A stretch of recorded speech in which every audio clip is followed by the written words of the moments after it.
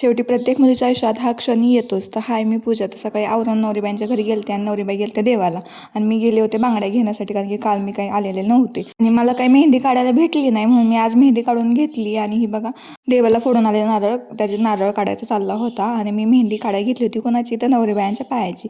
आणि मला काही इतकी चांगली मेहंदी काढा येत नाही म्हणून मी दाखवलं नाही व्हिडिओमध्ये. आणि इथं सगळ्यांची मेहंदी काढून झाली. नाना माझ्या हातावर लिहित होते त्यांचं नाव. आणि ह्या पोराचा वेगळाच उद्योग चालला होता, बघा कसं खेळतोय, खुर्चीची तर हालत बेकार केली. आणि मी पटकन घेतलं नवरीबाईंचा आवरायला, का आता नवरीबाईंची सासरची मंडळी आली होती त्यांना घेऊन जायला. आणि हे बघा सगळे जमा झाले होते आणि गप्पांचा कार्यक्रम रंगला होता. आणि आम्ही इथं की तोपर्यंत नवरीबाईंसोबत फोटो काढून घेतले आणि इथं त्यांचं लाड करायचं चाललं होतं. आणि हे बघा डेकोरेशन तर कंपल्सरी आहे. आणि इथं शिदोरी आली होती, मग लाडूंची छान अशी शिदोरी आली होती, ती सोडून घेतली आणि सगळ्या बाया तिथं जमल्या होत्या. आणि इथं बघा नवरीबाईंची बॅग पॅक करायचं चाललं होतं फोटोशूट. आणि ते करून झाल्यानंतर आलेल्या पाहुण्यांचा सत्कार वगैरे केला, चांगली ओटी वगैरे भरून घेतली.